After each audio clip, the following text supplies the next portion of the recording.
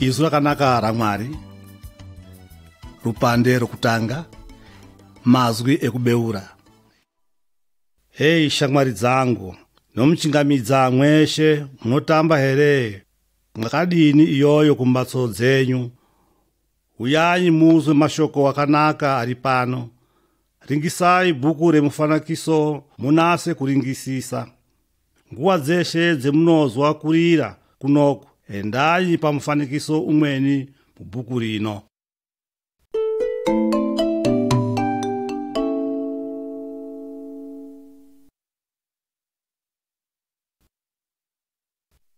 Mufanikiso wekutanga.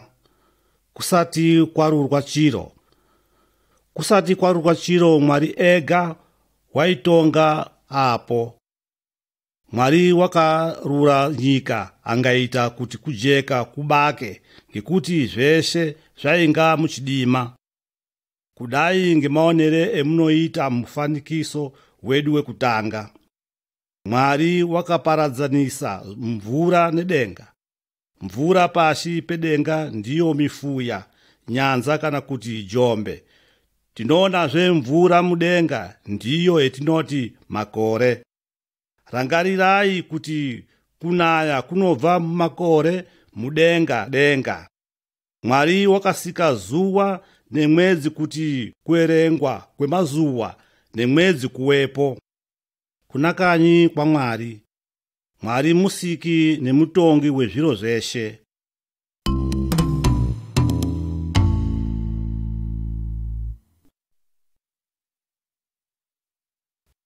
Mufanikiso wechipiri. Kureketa kwa Mwari. Bhuku rakafanikiswa iri rinozwi Bhaibheri.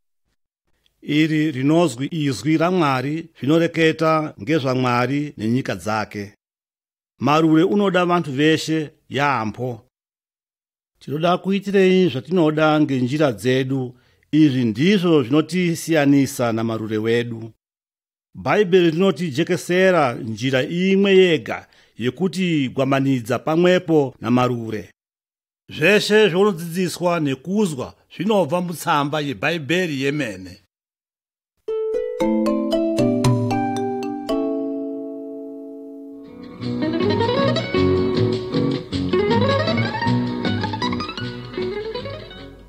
Mufanikiso wechitatu. Mwari ngezwi rega wakasika zviro zveshe zvakanaka.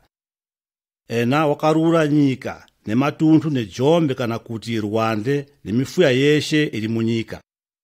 Eya, ena wakasika zveshe zvisikwa zvinopona, zvinoti hove dzemumvura, shiri dzetinoona dzechimata-mata mumumbuti nedzeshe kana kuti mpuka. Mwari wakadakara maningi ngezveshe zvainga asika, ngekuti zveshe zvainga zvakanaka kuti chechetere.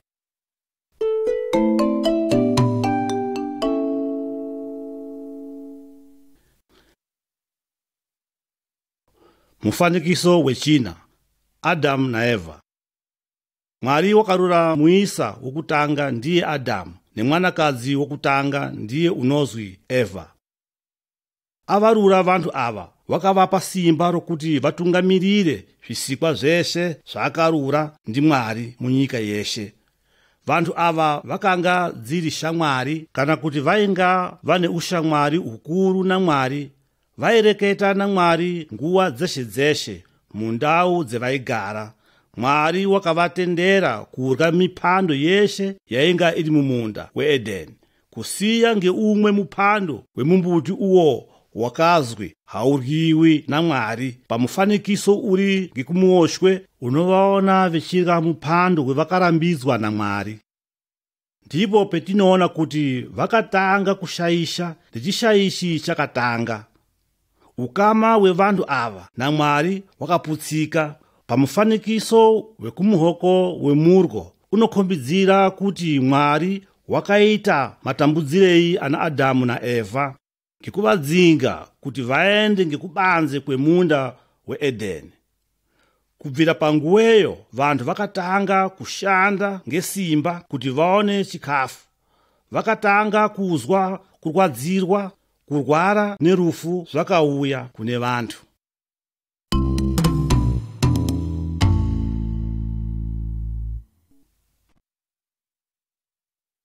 Mufanikiso wechishanu, Keni na Abeli.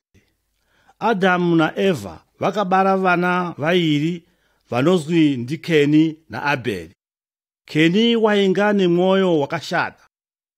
Zuwa rimweni vakaita kuti auraye Abeli. Ngekudaro Mwari wakatambudza Keni ngechishayishi ichocho kudai ngematambudzire aakaita kuna Adamu na Eva. Vanthu avo ngekudaro teshe takashayisha. Chishayishi chinotiparadzanisa na Mwari. Teshe tinosisira kutambudzwa ngeshayishi zvedu.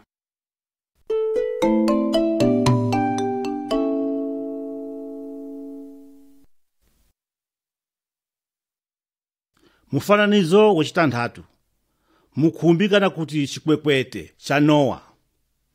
Kumadzinza akapera kare kwakaita mubalirwana yakawanda yakabva kuna Adamu. Vanthu ava vakashayisha, vakatama kupurutana Mwari. Zvishayishi zvavo zvakanyangadza Mwari zvekuti Mwari wakatsanangura kupedza vanthu veshe munyika ngemvura. Ngekudaro ndambi huru yakauya. Kwaiya nemwanarume umwe waida Mwari nekuita zveshe zvinoda Mwari. Bizo rake raizwi ndi Nowa. Mwari wakaereketa na Nowa kuti nasira mukhumbi mukurutu utore mphuri yako yeshe kuti upone kubva kundambi yainga ichiuya. Panguwa yainga echiaka chikwekwete Nowa waiteketesa ngekududzira ngekunaka kwa Mwari kune vanthu. Pamakore eshe ainga echiaka chikepe ichi, Nowa waironzera vanthu kuti vaite vanopetuka kuna Mwari mukuita kwavo nekumuzwa. Waitizve basopai njira dzenyu kuti muite zvinoda Mwari kuti musazotorwa ngendambi huru.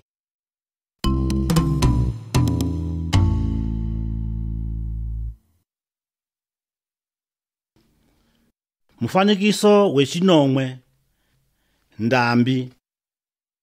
Nowa apedza kuvaka chikepe, mukhumbi kana kuti chikwekwete chikuru, wakatora chisikwa chimwe ngachimwe kubva kuchisikwa kudai ngeshiri, mphuka, chimwe ngemuhlobo wacho, angachibeka muchikepe ngekuti Mwari wanga aronga kudaro. Nowa wakatora kosikazi yake nevana vake vatatu nemakosikazi avo. Wakapinda muchikepe. Mwari wakakonya musiwo. Mvura yakatanga kunaya yemubvumbi kuti chori. Ndambi yakaitika munyika yeshe. Vanthu vakarumba kukwira nekudzaka nekutsvaka pavaizoponera, asi vanga vanonoka ngekuti musiwo wechikepe inga wakonywa. Nowa nevainga navo muchikepe vakaponeswa, asi vakanga vari kubanze kwacho hakuna na umwe wakasara. Nowa nehama dzake vakaponeswa ngekuti vakazwa zvakaronzwa ndi Mwari vochozvigonda nekuzviita.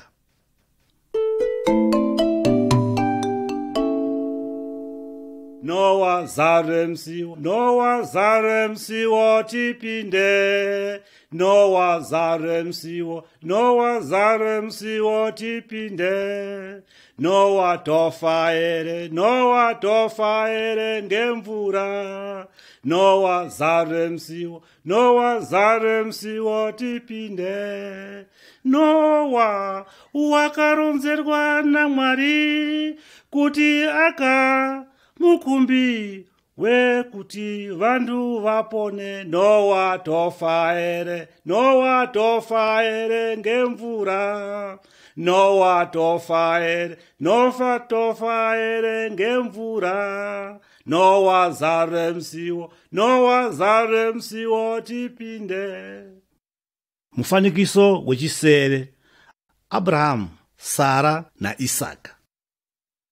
Ngekuhamba kwenguwa, madzinza nemibalirwana ya Nowa yakawanda kuti tumbwi munyika. Abrahamu waida Mwari nekuzwa izo zvaida Mwari. Mwari wakagondesa Abrahamu kuti mubalirwana yako inozoita dzinza gurutu. Abrahamu nekosikazi yake Sara avana kuita vana kwenguwa yakareba.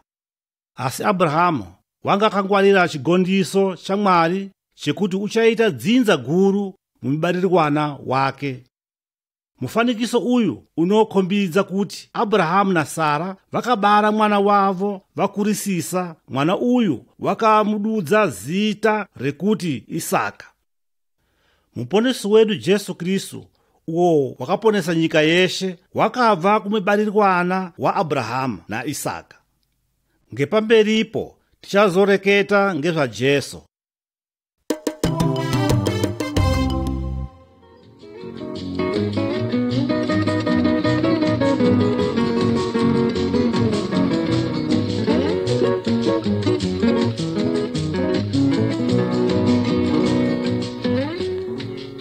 Mufanikiso wechipfumbamwe. Mose nemitemo ya Mwari.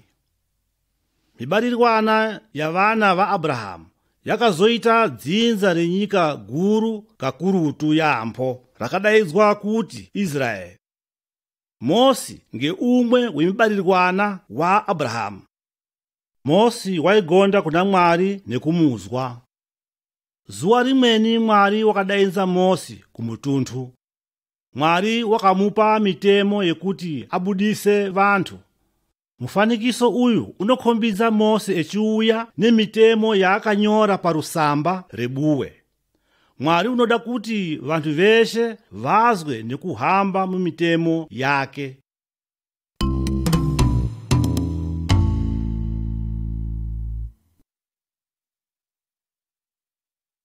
Mufanikiso wegumi. Mitemo ili gumi. Wona iyi ndiyo mitemo ya Mwari ili panapo, yakapiwa Mose na Mwari.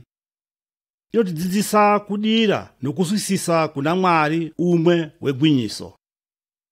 Chekutangisa ngechekuti tione kuti atisiri kudira mifanikiso kana kuti mufanikiso wezvinyamazana nezvimwewo zviro zvakadaro. Tinodisisa kudira Mwari umwe unogondeka ari musiki wezveshe, kana kuti Mwari wezviro zveshe. Pamufanikiso unotera tinoona baba, mai, vana vichidira Mwari vari pamwepo. Vanthu veshe vanofanira kuva nezuwa rimwe rekudira Mwari vasikaiti chimweni chiro kamwe pavhiki.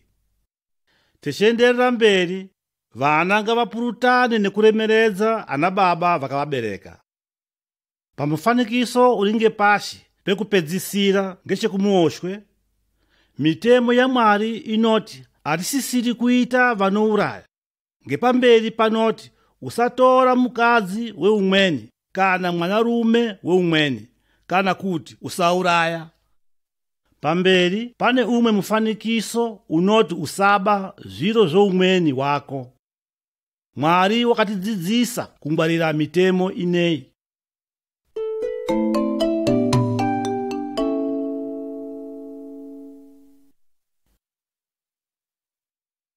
Mufanikiso wechigumi na chimwe.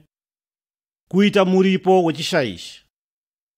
Kuti munthu ashaisha kana kupusa mitemo wa Mwari, munthu unofanira kuita mudiro wokupita kuna Mwari ngekushaisha kwavo. Vaipira gonyana rehwai. Hwai iyi wainga mufanikiso wemwana wa Mwari ari mambo Jesu mponesi wedu. Jesu Kristu wakauya kuti azotifira ngekushaisha kwedu teshe isusu vanthu munyika yeshe. Jesu wakafira ngepadera pendaa dzedu zitakafanira kudzifira. Jesu wakaita gwai ngekutsomekwa pa mchinjiko, angabetheiwa ngezvipikiri pa mtunthu wakaita chipambano. Tenda kuna Jesu Kristu, ronza zvishaisi zvako kwaari. Tendeuka uye, Mwari unozokukungurira.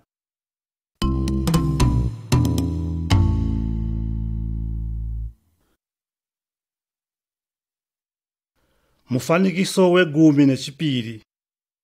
Ngirosi, Maria na Josefa. Hino ngatizo kuti Jesu Kristu wakaita chibarirwenyi kumukuwo yakapera kana kuti ngesure kwemakore. Mwari wakagondisa kutumira mponesi munyika kuti atiponese mukushaisha kwedu. Mufanikiso wakumuoshwe unokhombidza izozo. Wona ngirosi ili kubva mdenga ichiyenda kutombozana inozi Mariya. Mariya ainga alitombozana kana kuti musikana wakadzara wainga akagondesana kurorana na Josefa. Ngirosi yakauya kwaari ingati, mweya wa Mwari uchakumata iwewe uchaita mimba. Mwana wochabara unozwi Jesu. Ngemaonere aunoita ngechekumuhoko kwawo, ngirosi inoneka nikureketa kuna Josefa, ngemuhope mukurota kuna Josefa. Usakaruka usatha zve kutora Mariya kuti aite kosikazi yako ena wane mimba kubva kune mweya wakacheneswa wa Mwari. Zina remwana rinozozwi ndi Jesu, ndiko kuti mponesi. Mwana uyo unozoponesa vantu zvishayishi zvavo. Josefa wakazwa Mwari.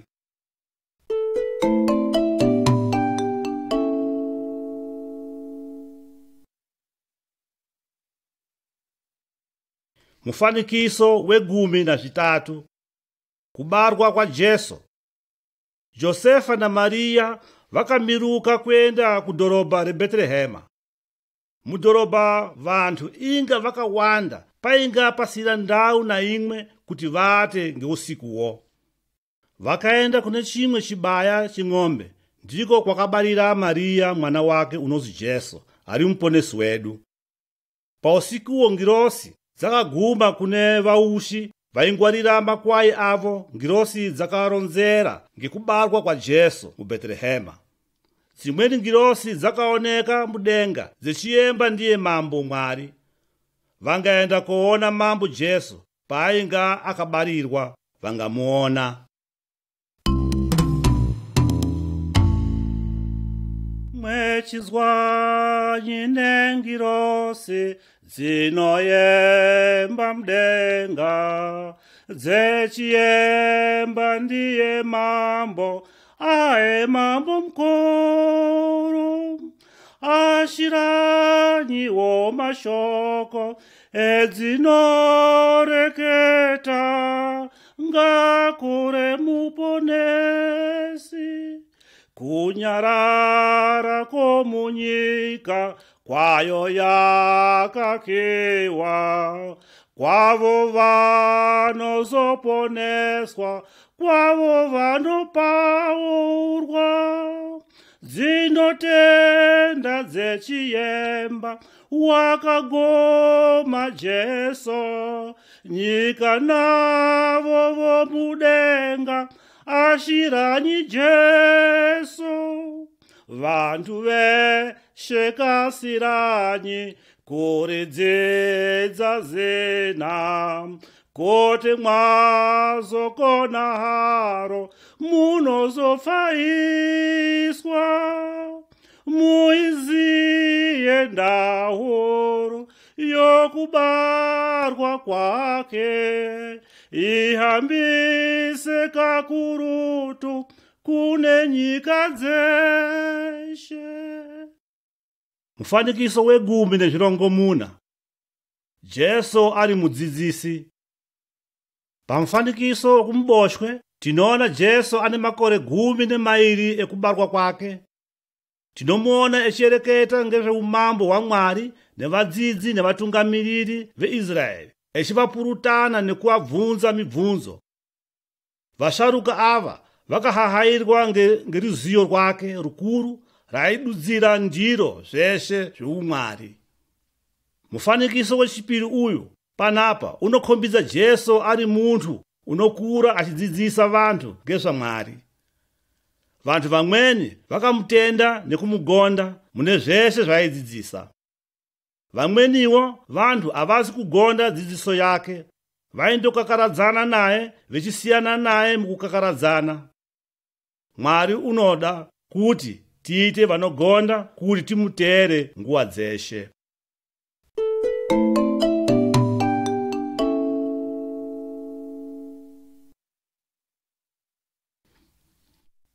Mufanikiso wegumi neshanu.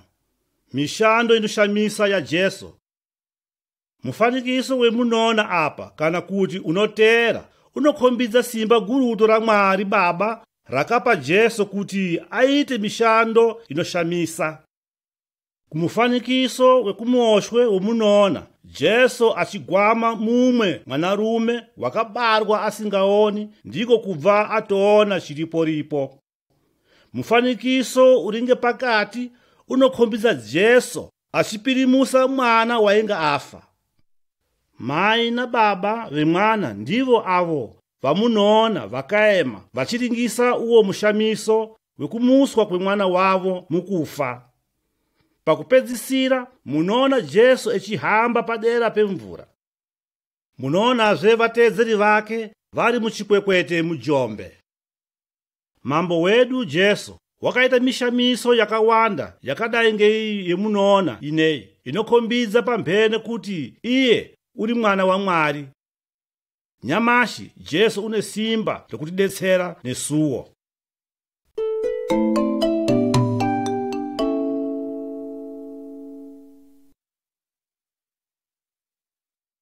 Mufanikiso wegumi netandatu Jesu unopinzwa mumatambudziko. Jesu wakaita zviro zvakawanda zvakanaka, ngekudaro vantu vakawanda vakamutera. Jesu wainga akapfa mwoyo, wakarapa vanorwara, angadzidzisa njira yaMwari. Jesu wakaponesa vainga varashika, uyezve wakawira kune muntu weshe wakarashika nevashayishi veshe. Zvakanyadaro vantu vamweni vainga vasina kutenda vakamuzonda. Jesu apo wakati imwimwi muri vashayishi. Masaguta nenduna dzevantu vakamuitira je, ngekuti vona avazi kumbomugonda kuti Jesu mwana wa Mwari. Vantu ava vakamusunga, vangareketa manyepo ndiye vangamuponda. Vakabeka dzungudza reminzwa pasoro pake vechimuchaya. Jesu aazi kuunzidzira kwavari ngekuti waizviziya kuti izvi zvichaitika kwaari. Wakarekera muntu mushayishi achimuita zvakashata ndekumuuraya. Jesu wakauya kuzofira zvishayishi zvedu kuti aite chipiro chedu. Kuna Mwari kutambudzwa kweshe uku indaa yekuti atiponese muntu weshe zvishayishi zvedu.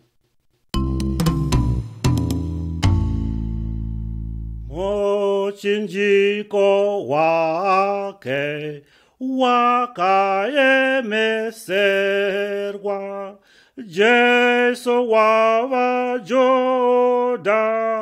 pamutondo owo, ngamapandu ake kuti afe apo.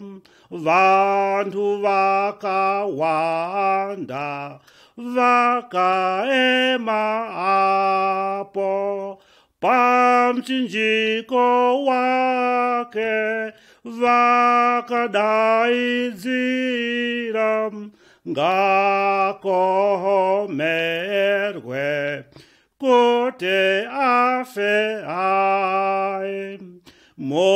Muchinjiko wake wakafishwa yambo, Mwari wakadosa zowa roko jeka kuti Jesu afe vasikamuoni.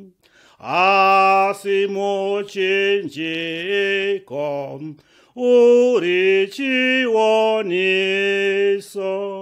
chokusunungurwa kwamadzinza eshe, tiponeswe teshe Jesu muripiri. Mufanikiso wegumi nezvinomwe Jesu unourayiwa. Jesu wakatambudzika pamuchinjiko wemumbuti, ndipo pakaturikwa nekusungirirwa Jesu pona apapo. Mbavha mbiri dzakatatayikwawo apapo kuti dziurayiwe pamwepo naye. Maitiro ekutatayika ndiwo aitwa maurayirwe ku vanthu vanonga vaxayixa mukati mwemuganga pa mazuwewo. Asi chitoshamisa ngechekuti Jesu apana na chimwe chainga aita chakaxata.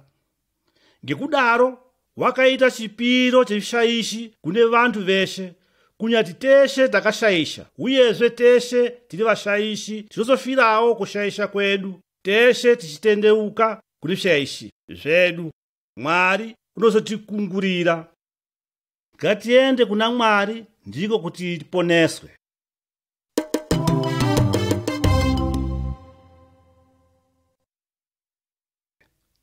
Mufanikiso wechigumi nechisere.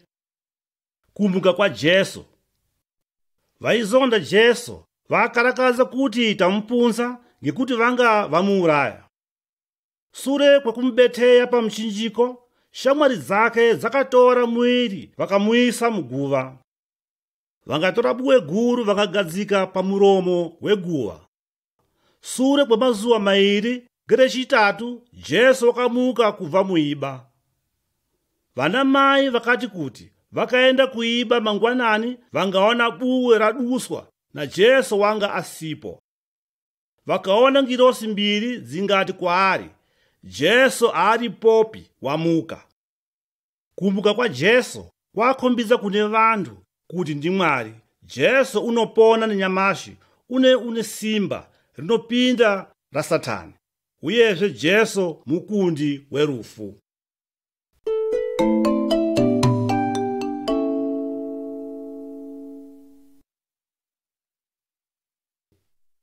Mufanikiso wegumi nepfumbamwe. Tomasi unotenda. Pamasure kwekumuka kwa Jesu kwevakafa, vanthu vakawanda vakamuona kushunganisira shamwari zake. Jesu wakaereketa nadzo shamwari zake, angarika nadzo pamwepo. Imwe shamwari zake yaizwi Tomasi yazwa kuti Jesu wamuka, aizi kutenda kuti wamuka. Wakati, kuti ndisati ndaona paipinda chipikiri zviya munyama nekubata nekuona maronda andizotendi. Mufanikiso unokhombidza Jesu ana Tomasi echimupangidza maronda. Tomasi aona Jesu wakawa pashi angati, mambo wangu, Mwari wangu. Jesu wakati, vanomuchena avo vanotenda vasina kundiona.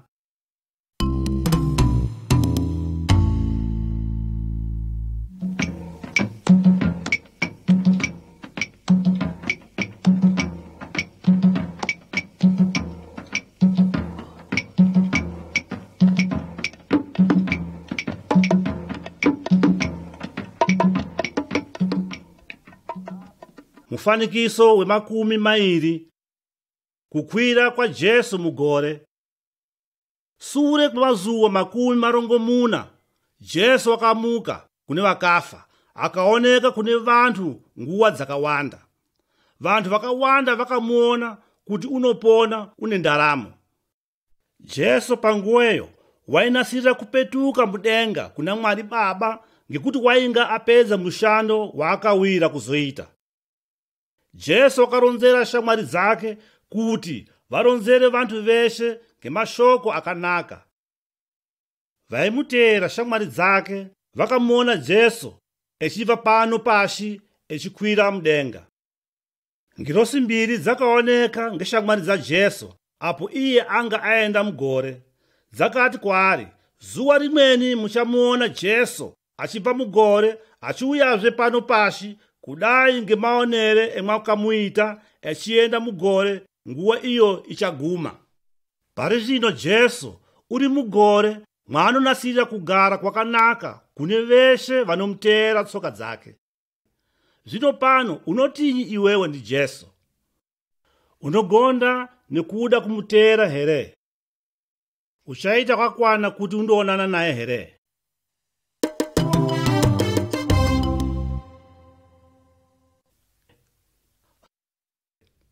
Mufanikiso wemakumi mairi nechimwe.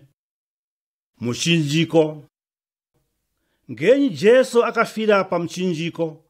Jesu wakafa kuti atiponese zvishayishi zvedu, kuti ativise mukutambudzika kwezvishayishi. Rangarira, ngazi ya Jesu mwana wa Mwari yakasuka ndiyo vishayishi zvedu. Jesu aazi kumboita chishayishi na chimwe, asi Jesu wakafira kushata kwedu kuti akutore, ngekuti ndiko kunotiparadzanisa ukama wemunthu na Mwari. Muchinjiko unotikalakazisa kuti Jesu ndiye wakawana nthambu yeshe asida kumboita chishayishi, asi ali wakachena, angatenda kuita chilipwa kuna Mwari ngekushayisha kwedu. Kuti tatendeuka kubva kushayishi zvedu, Mwari unotikungulira.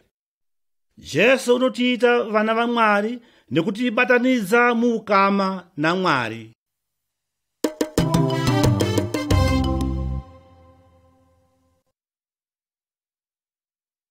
Mufanikiso we 22.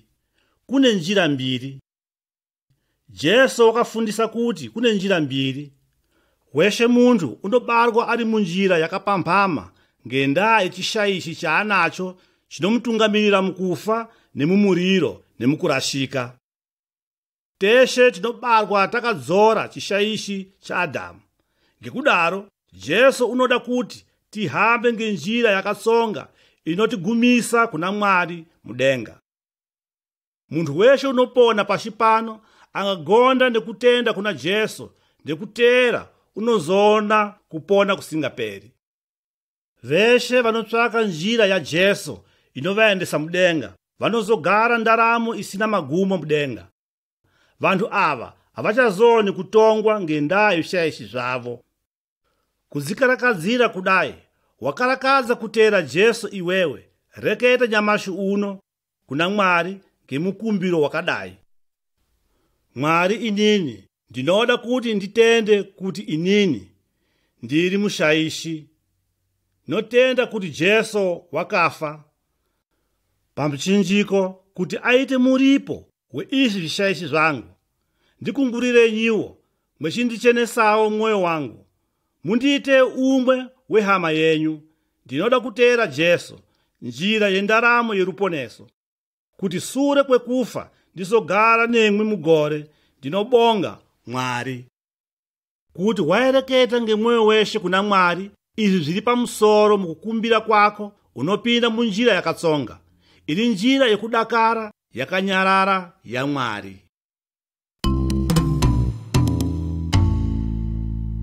Kune njira dziri mbiri dzinohamba pashi pano, imwe iri yokurowa, imwe iri yokupona.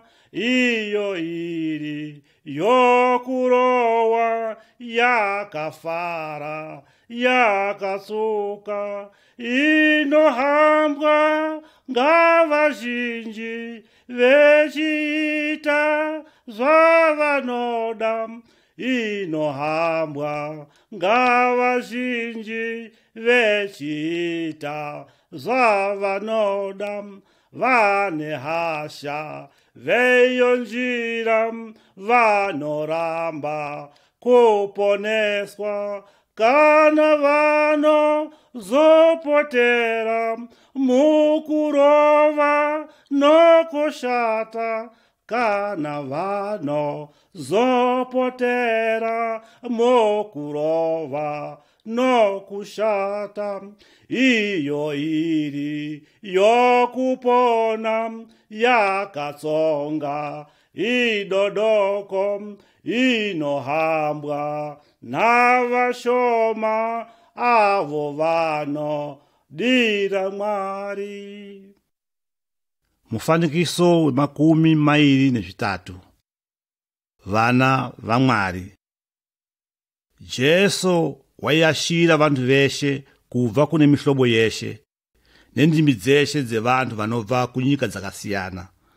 Veshe vainga vatenda kwaari ndivo vari vana va Mwari, ngekuti ivo inga vatsanangura njira yakatsonga inovayendesa mudenga. Vanthu va Mwari vakadai ngehama dzinobarwa pamwepo, vakasungwa pamwepo ngemutupo umwe wezina rimwe ramambo wedu Jesu.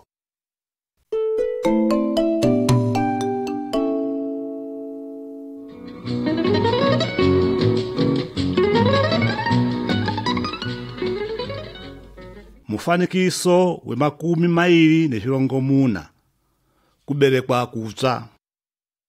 Ngeusiku umweni mudzidzisi wechitendero chimweni waidaidzwa kuti ndi Nicodemus wakauya kuna Jesu kuti adzidze zvakawanda zvaMwari. Jesu wakati kwaari, weshe unoda kuita hama ya Mwari kuti azopotera mudenga unosisira kuita ndaramo itsva. Izvi zvinotodzana nekuberekwa kutsva. Hatikoni kudzichicha pachedu, asi mweya wakachena wa Mwari unotipa kupona kutsva, kuti tichitenda kutera Jesu tinoita vantu vatsva, vantu va Mwari.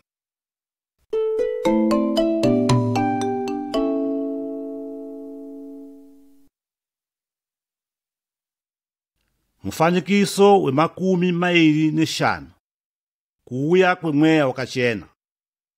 Ava vantu ishamwari za Jesu, vateri vake. Panguva yakakwira Jesu mugore, Jesu akagondisa kuti unozovatumira mweya wakachena. Sure kwegumi nemazuva, Jesu akwira mudenga kana kuti mugore. Shamwari idzi kana kuti vateri va Jesu vakaenda kogara pamwepo pandau imwe ngechinguwa chishomani. Mweya wa Mwari wakachena ukauya ungavadzaza kudai ngechigondiso chakaitwa ndi Jesu. Vantu ava vakashira simba rekureketa ngendimi dzakaparadzana, mukuronzera vantu ngekunaka kwezviro zva Mwari uyezve nekuonesa zviro zvakanaka zvakaizwa ndi Mwari. Mweya wa Mwari unogara kune avo veshe vanotera Jesu uyezve unovapa simba rerudo nekuhamba muna Jesu.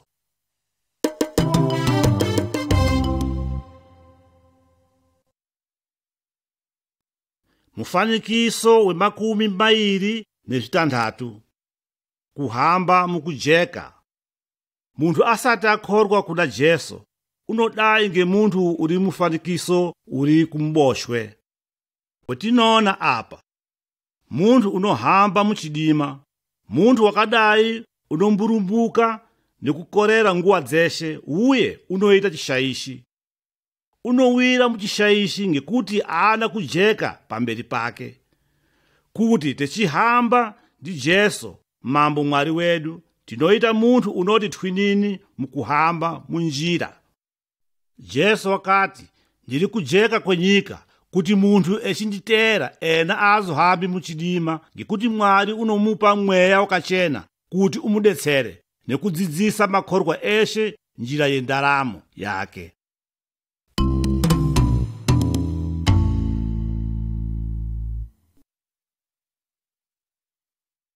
Mufanikiso we makumi mairi nezvinomwe. Kuita zvinodiwa ngeshoko ra Mwari. Mukhorwa muna Jesu, muntu mutsva, muntu unoedzedza kupona kweizu ra Mwari. Muntu wakadai unobonga kuna Mwari ngekukungurirwa zvese zvake ndiye. Makhorwa haasisiri kuita unoita hure. Haasisiri kuita unochayana nevamweni kana kuzondana nevamweni. Mukhorwa haasiri kuita unoba. Mukhorwa haadiri mifanikiso kana kudira nekugondera kubva kune zvimwari zvimweni. Mweya wakachena unopa simba kumukhorwa kuti apetuke kubva kunjira dzake dzakashata nekuzviito zvisikazi kunaka kuti atedze zviro kwazvo.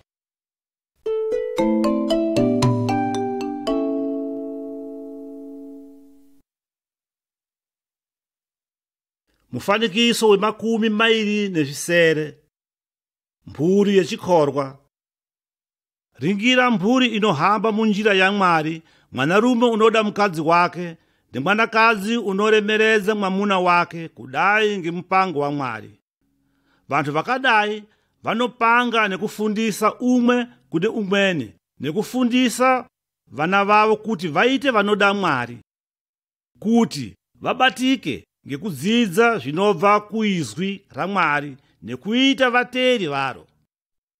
Mphuri yemakhorwa inofanira kubatika ngekudisa kushandira pamwepo.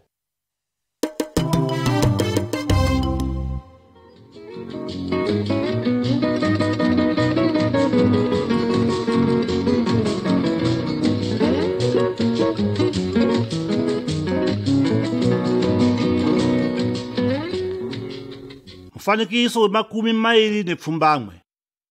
Ida vanokuzonda. Jesu akafundisa kuda veshe vanthu kune vayimtera, kuda kunyazi ena uwowo unokuzondesesa mudewo. Tinofanira kudetsera kune veshe unotsvaka kudetserwa, kunyange vanthu vasiri vedzinza redu.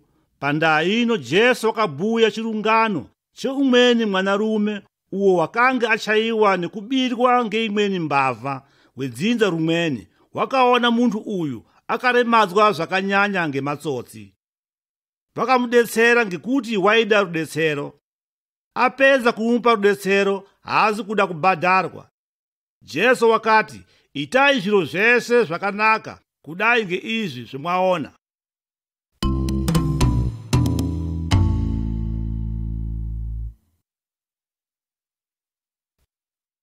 Mufanikiso wa 30. Jesu ndiye umwe une simba. Vanhu ava vari kupisha zvimwari zvezvitombe nezvitsunguro. Vanhu ava vaigonda kwezviri vasati vapinda muchikorwa nekuita vateri vamambo Jesu. Makorwa anosisira kurekera zvese zveusatana nezvemudzimu. Muponesi wedu une simba gurutu kupinda rasatana nemweya yakashata, unopinda mweya yeshe neyevanorowa veshe. Makorwa asisiri kutya Satana. Tinosisira kudaidzira kuna Mwari kuti atidetsere nekutikungurira.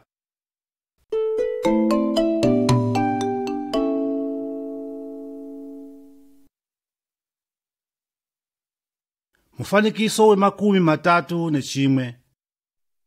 Kudzingwa kwemabvuri.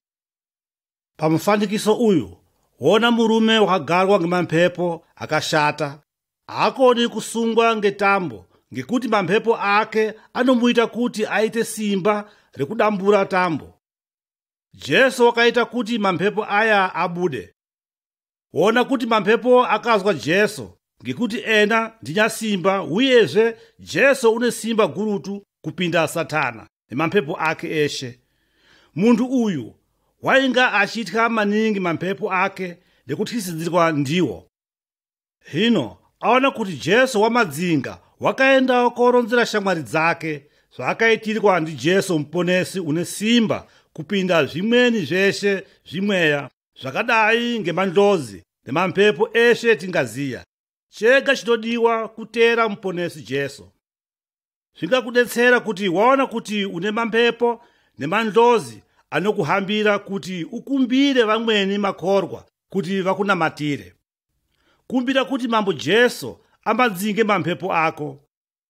Kuti wechiona kuti une mweya yakawanda yakadai ngezvisora, mphongo nechimwanakadzi, ita kuti makorwa adaidzwe ngezita ra Mwari, kuti mamphepo aya asuduruke, kuti ngezita ra muponesi Jesu asapetukazve. Kuti tingaitazve izvi ngekugonda Mwari unotipa kupona kumweni, tinozoita vanthu vatsva pamberi pa Jesu.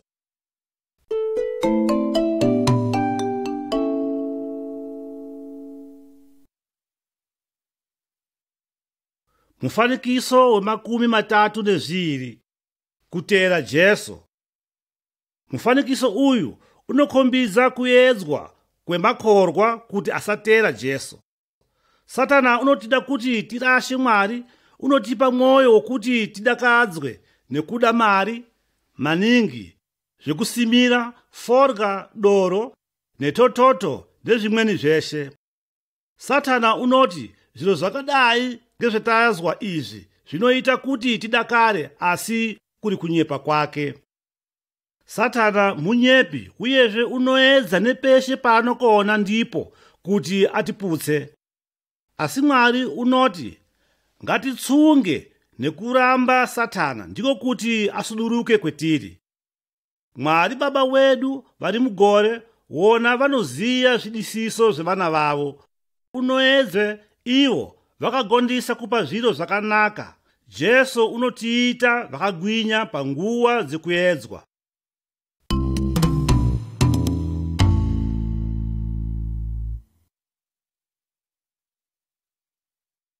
Mufanikiso we 33 kuti tashayisha. Jesu wakaerenga ngano imwe echiti, murumbwana umwene wakati kuna madzibaba ake, ndakubva pano ndiri kuenda kune imwe nyika, ndipei nthaka yangu yakasisira. Murumbwana uyo wakaenda angaita zvakawanda zvakashata. Angaparadza mare yake yeshe yainga nayo, angazopona ndaramo yourombo yakadzikira maningi. Mare yeshe yapera, kwakauya nzara huru kunyikeyo, ndiko kubva ati ndopetuka hangu kanyi kwangu.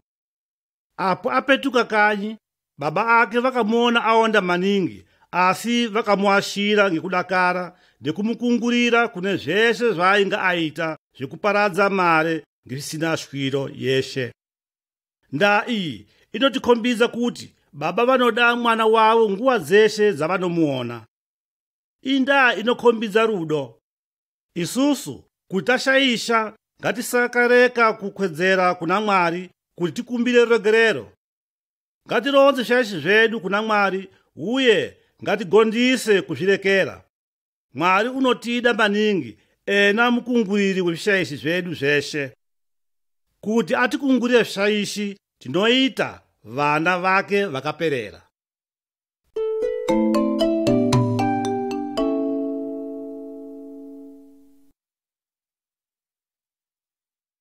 Mufananizo 34 urwere. Mwanarume nemwanakazi wemunoona ava vanokombidza kusakadakara ngekuti umwe woukama wavo unorwara maningi. Vantu makorwa varwarirwa vangaitei nekurwara uku kwaguma pamuzi. Makorwa anofanira kudira kuna muponesi Jesu ega nekugonda kuti Mwari uchaitira zvakanaka zvinofanira. Mwari echida unoita kuti mitombo ioneke yekurapa chinorwadza. Mwari unoda vantu, unovatungamirira kune zveshe zvinoitika kune vana vake vaanoda. Mwari unovhikira makorwa eshe kuti Satana asavatora. Ngekudaro tisatya Satana, kwega kugonda kwedu kuna Jesu kunotiita kuti tinyise. Jesu unesu nguwa yeshe kuti atipe nguwa yeshe kugarisika munguwa dzekudakara nedzekutambudzika.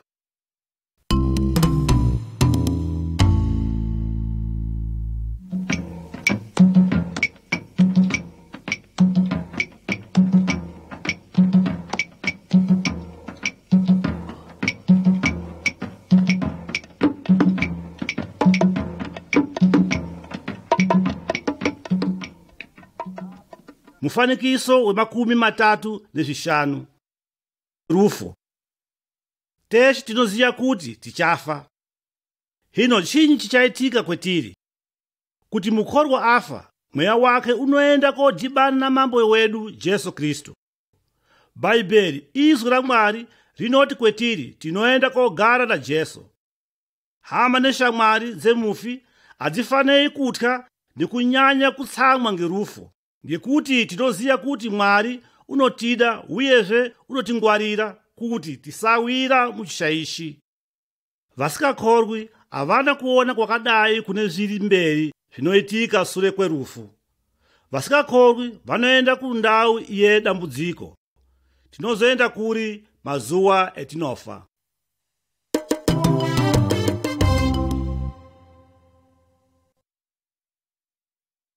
Mufanikiso we 36 muwiri wa Kristu. Pano tinoona marupande akasiyana emuwiri. Madziso ngekuona, nzee ngekuzwa, muromo ngekureketa nekudya ndiwo.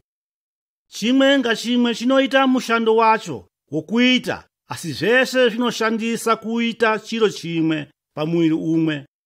Kuti chimwe chacho chingarwara, muwiri weshe unorwara, uyezve chimwe chacho chingatambudzika, muwiri weshe watambudzika. Mwari unoti makorwa marupande emuwiri umwe unodaidzwa kuti chechi. Jesu ndiye musoro wemuwiri uyu unozwi chechi. Mwari une mushando waanopa kune mukorwa umwe ngaumwe kuti aite yakadai ngetinoteera mushando wekuchumaira, kudzidzisa zviro zva Mwari, kurima kuitira kuti vana vaone chekurya. Umwe ngaumwe unosisira kushanda kuita kuti mbiri ya mambo Jesu ioneke kuitira kudetsera mwiri weshe. Ndizvo zvinoita kuti mwiri weshe ugwinye. Makorwa eshe anosisira kudana umwe kune umwene nekushandira pamwe kuitira kuti mwiri wa Kristu usatambudzika iri chechi yake.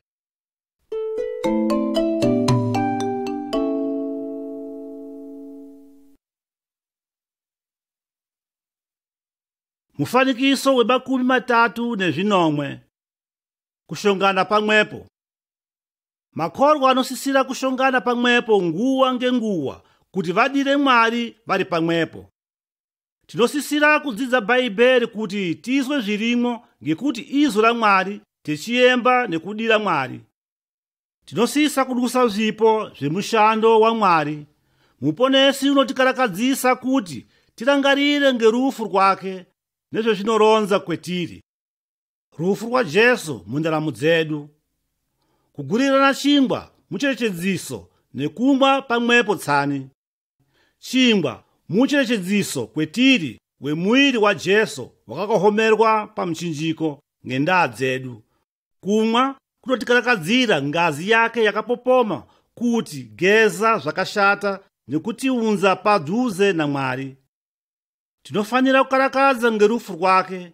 Ndizvo zvinoita kuti tigume pakumuda ngekuti tinoonawo rudo guru rwakatiitira ari pamuchinjiko.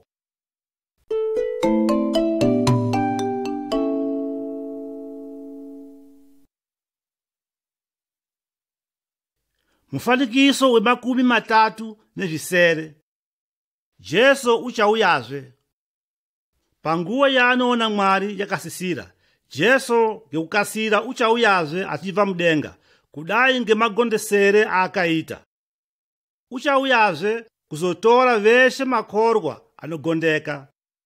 Jesu panguwayo uchamusa veshe vana vaMwari vanonga vakafa kubva mumakuva avo. Uyezve vanonga vari kupona panguweyo, Jesu unovatora kuenda navo. Veshe makorwa vanozosangana naye mudenga mumakore. Paanozogara naye mphera narine. Vanonga vasiri makorwa ngeiyo nguwa yaguma vanozosiyiwa sure vechizotongwa ngemurawo wa Mwari. Hatisi kuziya kuti Jesu unopetuka rini kuuya, asi tinofanira kunasirira nguwa dzeshe nekugarira kuuya kwake. Iwewewo wakanasirira here kuti uzoonana naye apo echiuya kana nyamashi?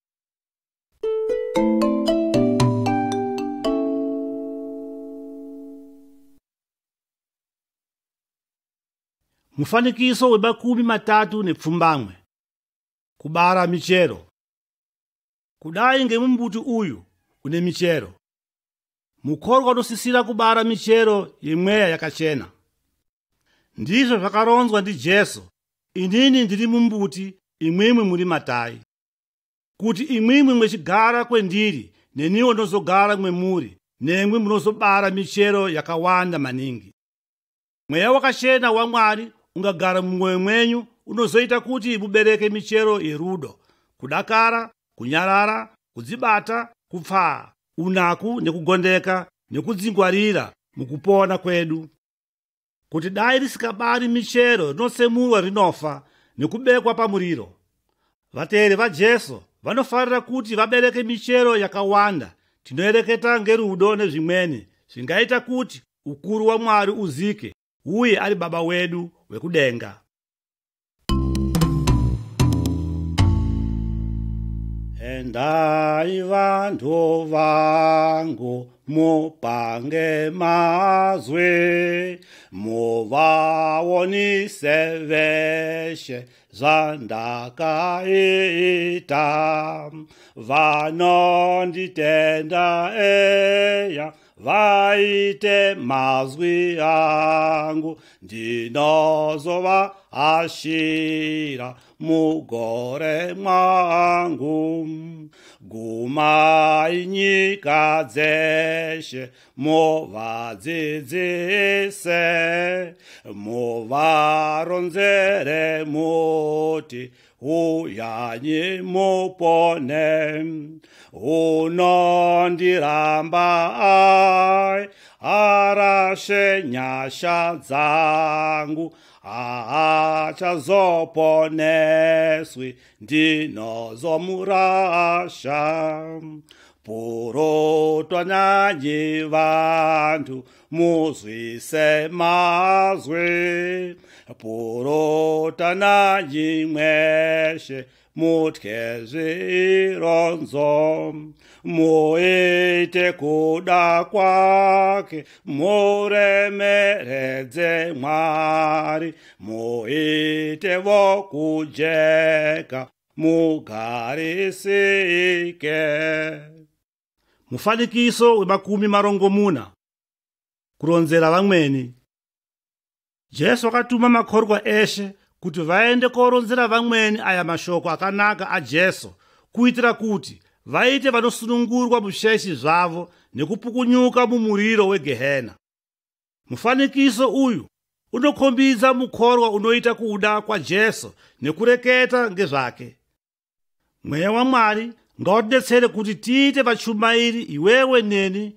Ngatironzere hama dzedu neshamwari zveshe zvakadzidziswa ngemifanikiso yebhuku rino.